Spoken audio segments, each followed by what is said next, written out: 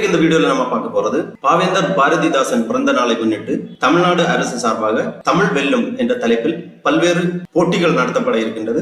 அதற்கு யார் யார் கலந்து கொள்ளலாம், எவ்வாறு கலந்து கொள்ள வேண்டும், அதற்கான தகுதிகள் என்ன அப்படிங்கிற முழு தகவல்களை தெளிவா இந்த வீடியோல நம்ம பார்க்கலாம். இந்த வீடியோவை முழுசா பாருங்க. இந்த வீடியோவை நிறைய பேருக்கு ஷேர் பண்ணுங்க.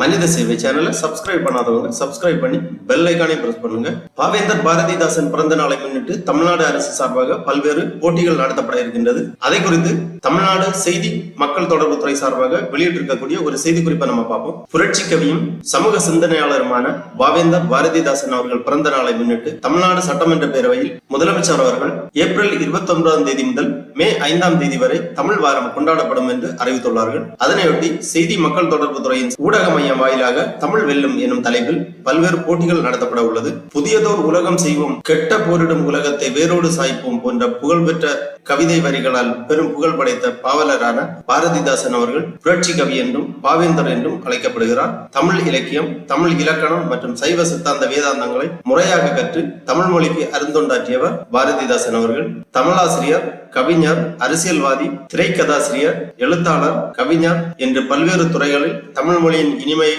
மக்களிடம் எடுத்து சென்றவர் என்று சொன்னால் அது மிகையாகாது. தனது படைப்புகளுக்காக சாகித்ய அகாடமி விருது பெற்றவர். பாவேந்தர் பாரதிதாசனின் வாழ்க்கை வரலாறு மற்றும் தமிழ் மொழியில் அவருக்கு இருந்த பற்று என்றளவும் நிலைத்து நிற்கும். அவரது தலை சிறந்த படைப்புகளை இன்றைய இளைய தலைமுறையினர் அவசியம் கற்றுணர வேண்டிய ஒன்றாகும். பாரதியாரிடம் நட்பு கொண்ட காரணத்தால் பாரதிதாசன் என்று புனை பெயரிலேயே அவர் தனது படைப்புகளை வெளியிட்டார். அவருடைய கவிதைகள் சாதி ஒழிப்பு, கல்வி சமத்துவம், பெண்கள் உரிமை, மொழி பாதுகாப்பு, பண்பாட்டு எழுச்சி போன்ற கருத்துக்கள் நிரம்பியவை. தனிமனித சுதந்திரத்தையும் சமூக சமத்துவத்தையும் தனது கவிதைகளில் போதித்தவர் பாரதிதாசன் அவர்கள். தமிழையும் திராவிட அடையாளத்தையும் நெஞ்சில் கொண்டு நடைபோட்டார். தமிழை வளர்த்தல் ஒன்று, சாதியை ஒழித்தல் மற்றொன்று என்று கொள்கை பாதை வகுத்து தந்தவர் புரட்சி கவி அவர்கள். மொழிமானம், மொழி குறித்த பெருமிதம் ஆகியவற்றின் மொத்த வடிவம்தான் புரட்சி கவிஞர் பாரதிதாசன். அவரது படைப்புகளில் இயற்கையின் அழகு மட்டுமல்ல, மக்களின் வாழ்வும் தமிழ் உணர்வும் சமூகத்தின் நடுநிலையும் நன்கு பிரதிபலிக்கின்றன. பொதுவாக பாரதிதாசனின் இலக்கியங்கள் கற்பனை சிற்பங்கள் அல்ல, அவை மண்ணோடும் மக்களோடும் அவர்களின் உணர்வுகளின் வெளிப்பாடுகள். திராவிட செம்மொழி இயக்கத்திலும் தமிழ் உரிமை போராட்டத்திலும் அவரது பங்களிப்பு போற்றப்பட வேண்டியது. தமிழுக்கும் அமுதென்று பேர், அந்த தமிழின்ப தமிழங்கள் உயிருக்கினர் என்று தமிழை உயிராக போற்றியவர் முதலமைச்சர் அவர்கள். புரட்சி கவி பாவேந்தர் பாரதிதாசன் பிறந்த நாளை சிறப்பிக்கும் வண்ணம் ஏப்ரல் 29 முதல் மே 5ஆம் தேதி வரை தமிழ் வாரமாக கொண்டாடப்படும் என்று அறிவித்துள்ளார்கள். இதனையொட்டி செய்தி மக்கள் தொடர்பு துறையின் ஊடக மையம் வாயிலாக தமிழ் வெல்லும் என்ற தலைப்பில் பல்வேறு போட்டிகள் நடத்தப்பட உள்ளது. போட்டிகள் அதன் விதிமுறைகளும் பின்வருமாறு. முதலாவதாக பேச்சு போட்டி.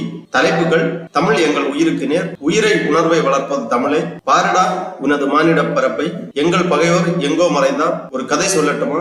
இந்த தலைப்புகளில் உங்கள் கருத்துக்களை பதிவிட வேண்டும். வீடியோ அல்லது ஆடியோ வடிவில் அமைதல் வேண்டும். 3 நிமிடங்களுக்கு மிகாமல் உங்களது படைப்பு இருக்க வேண்டும். அடுத்ததாக கவிதை போட்டி. தலைப்புகள்: தமிழே, தமிழர் உயிரே, வரிப்புலியே, தமிழ் காக்க எழுந்திரு, இனிமை தமிழ் மொழி எமது, தமிழும் நானும்.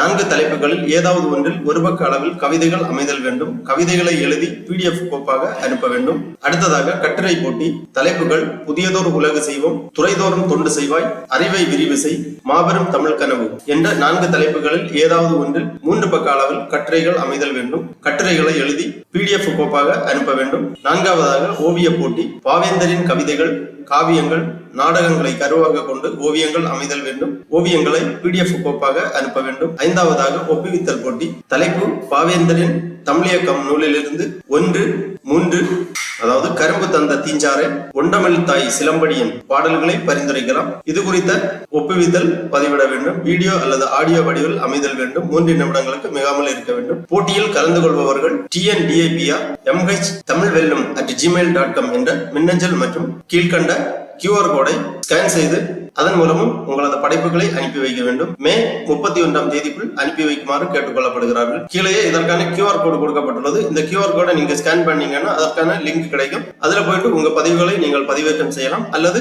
tndapia@தமிழ்வெல்லும்@gmail.com என்ற மின்னஞ்சல் முகவரிக்கும் உங்களது படைப்புகளை 31ஆம் தேதிக்குள் அனுப்பி வைக்குமாறு கேட்டுக்கொள்ளப்படுகிறார்கள். ஆகவே மாணவர்கள், இளைஞர்கள், பொதுமக்கள் என அனைவரும் இந்த போட்டிகளில் கலந்து கொள்ளலாம். பேச்சு போட்டி, கவிதை போட்டி, கட்டுரை போட்டி, ஓவிய போட்டி, ஒப்புவித்தல் போட்டி ஆகிய போட்டிகளில் தகுதியானவர்கள் கலந்து கொண்டு வெற்றி பெறுமாறு கேட்டுக்கொள்ளப்படுகிறார்கள். ஓகே நண்பர்களே, இந்த வீடியோ உங்களுக்கு உபயோகமா இருந்துச்சு இருந்துச்சுன்னா லைக் பண்ணுங்க, ஷேர் பண்ணுங்க. மனித சேவை சேனலை சப்ஸ்கிரைப் பண்ணாதவங்க சப்ஸ்கிரைப் பண்ணி பெல் ஐகானை பிரஸ் பண்ணுங்க. அனைவருக்கும் நன்றி, வணக்கம்.